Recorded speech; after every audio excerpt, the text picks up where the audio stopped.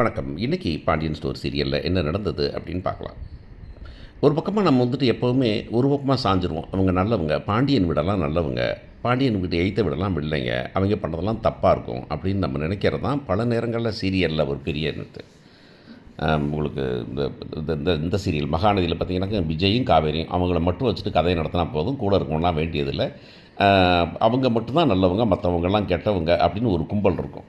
அந்த மாதிரி தான் இங்கே நமக்கு பல நேரங்கள் இவனை திட்டக்கூடாது, அவனை திட்டக்கூடாது, அவன் சரின்னு சொல்லக்கூடாதுன்னு. குடும்பத்தில் எல்லா குடும்பத்தையும் நல்லவன் இருப்பான், கெட்டவன் இருப்பான், ஒரே ஆள் நல்லவனாக இருப்பான், கெட்டவனாக இருப்பான் அப்படிங்கிறது தான்.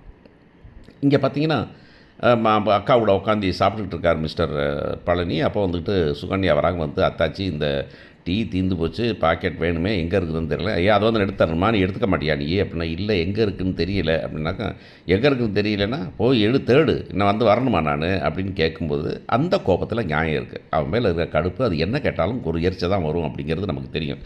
மகளை நட்டாத்தில் நிறுத்த ட்ரை பண்ணவளை அவளுக்கு நல்லா அவளை வச்சுக்க முடியாது அப்படிங்கிறது தெரியும். அவன் உடனே உட்காந்துருக்கான். அப்புறம் அவங்க போயிடுறாங்க. அவங்க போன உட்பார் நீ கடைக்கு கிளம்புடா, கடைக்கு போய் பாடுறா, என்ன சீக்கிரம் போல எடா அப்படின்னு கேட்குறாங்க. கடைக்கு போனது. இப்போ அந்த அம்மா அங்கிட்டு போன உடனே சுகன்யா கேட்குது, உனக்கெல்லாம் அறிவே இல்லையா, நீங்களாம் ஒரு ஆம்பளை தானே, இங்கே வந்தாக்க இப்போ அம்மா அக்கா முடிய தெரியுங்கிறது, அந்த பக்கம் போனாக்கா மாமன் வேட்டியை பிடிச்சி தெரியுது, நீங்களாம் மனுஷனா, நீ ஒரு ஆம்பளையா அப்படின்னு கேட்குது.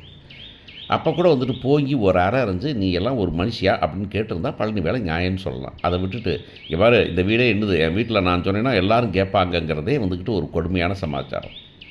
ஒன்று, இந்த பிள்ளை வேண்டாம் அப்படின்னு முடிவு பண்ணால் அந்த பிள்ளையை விரட்டி விட்டுறணுமே தவிர விரட்டி விட்டுறணும், டிவோர்ஸ் பண்ணிடணும், எல்லாம் பண்ணிடலாம். ஆனால் அதை விட்டு வீட்லேயும் வச்சுருப்பேன், ஆனால் நான் உனக்கு பொண்டாட்டியாகவும் கன்சிடர் பண்ண மாட்டேன் அப்படிங்கிறதுல அந்த பொண்ணு விட்டு கொடுக்கணும், அந்த பொண்ணு திமுறணும், அந்த பொண்ணுக்கு ஏற்ற மாதிரி இவரும் கொஞ்சம் வேறு இல்லைன்னா நான் சரி ஒன்ஸ் பரவாயில்ல முடிச்சுட்டு தூக்கிட்டு போயிட்டே இருக்கணும் நம்ம வாழ்க்கையில்.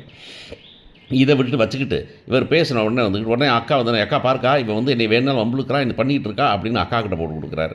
அக்கா கிட்ட போட்டு கொடுத்துட்டு நீ பார்த்துக்க அப்படின்னு சொல்லும்போது, ஏய் எங்கள் அண்ணன் தம்பியை மிரட்டுறியா, இதாக போச்சு, சரி அக்காவுக்கு அறிவு வேணாமா, அந்த பிள்ளையை ஒன்று வீட்டில் வச்சுக்கிறோமா, இல்லை வீட்டை விட்டு விரட்டிடுறாமா, இந்த பிள்ளை பொண்டாட்டியாக இருக்க போதா பொண்டாட்டியாக இல்லையா, பொண்டாட்டியாக இருந்தால் எப்படி பொண்டாட்டியாக இருக்கணுங்கிறத கூப்பிட்டு வச்சு பேசி முடிவு பண்ணணுமே தவிர இப்படியே விட்டேத்தியாக இருக்கிறது.